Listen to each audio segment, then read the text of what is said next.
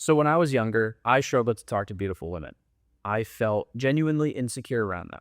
Like they were somehow better than me. Like on some level, I didn't actually deserve them. I had female friends, but none of them were particularly attractive, and that wasn't an accident.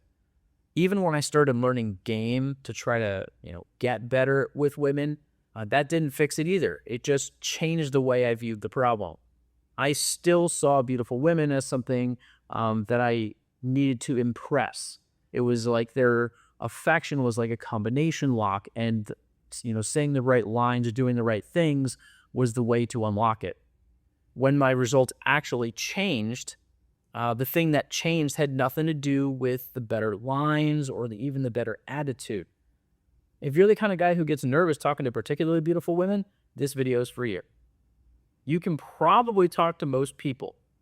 Then you see a beautiful woman who's exceptionally attractive to you, but then you change.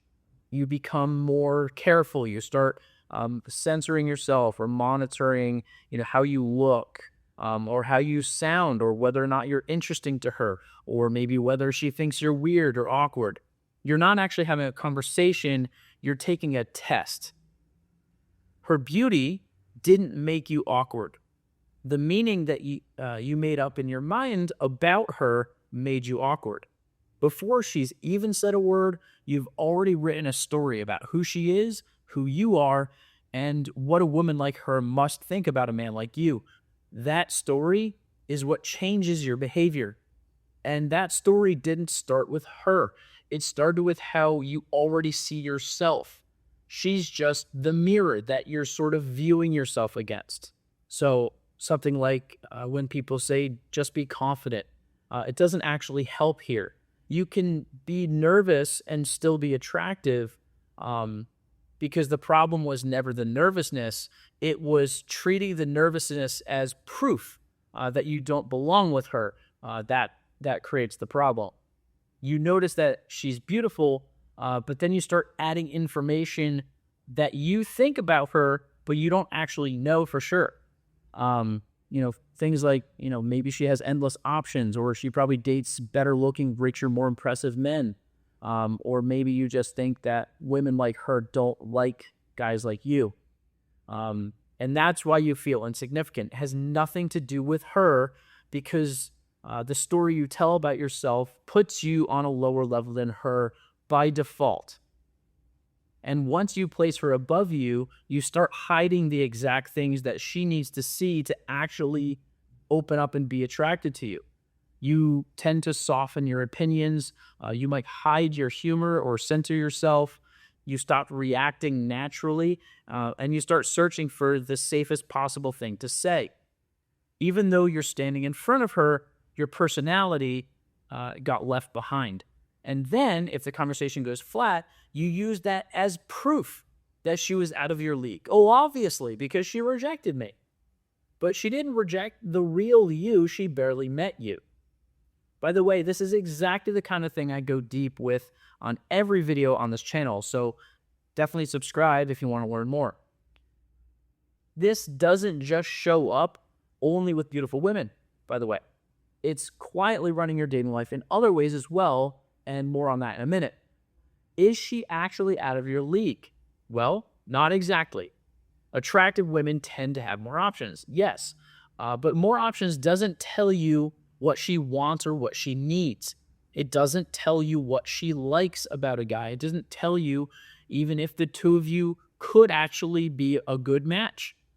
In fact, I've met tons of women that actually go specifically for ugly guys or introverted, nerdy guys or guys that are genuinely a bit awkward or anxious. They think it's cute.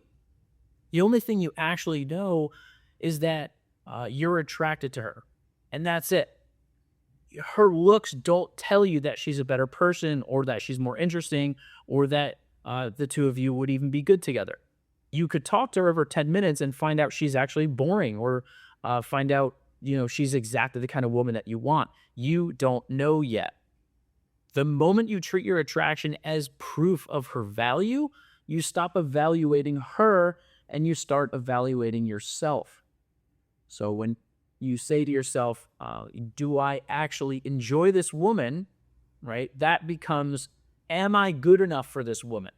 This guarantees the whole interaction revolves around her approval.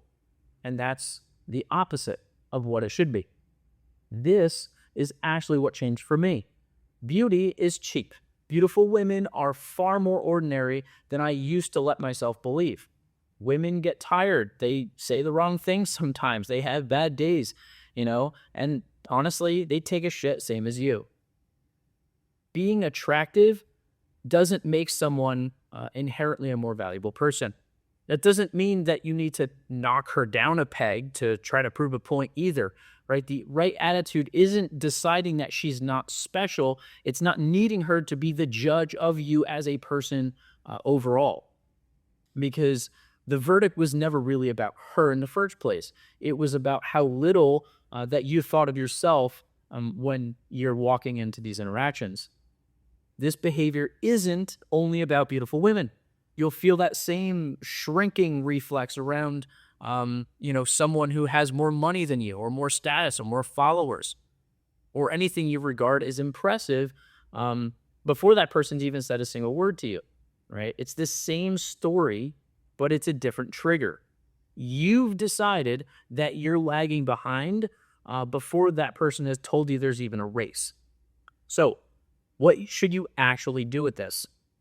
You need to stop thinking about her as being inherently above her just because she's, conventionally extremely attractive.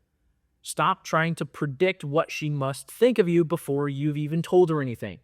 You need to start relating instead, right? Say something honest and congruent with who you are as a person and see how she responds. The next time you feel that shift coming, when you start to feel it happening, and you start auditioning for her rather than relating, you need to catch it. And you need to swap the question that's running in your head. You shouldn't be asking yourself, how do I get her to like me? You need to ask, do we actually like each other? And that one switch takes your self-worth out of her hands and back into yours. And if you want to know more about this whole mental story and how it's running other parts of your dating life too, I built a short assessment that is exactly designed to figure that out. It covers the 3 pillars of my dating advice strategy: value, story, and narrative. Okay, this assessment is free when you sign up for the Men's Lab newsletter. It only takes 10 minutes to fill out, and it tells you a lot about where your problems are coming from. The link is below in the description. With that said, I'll see you guys next time.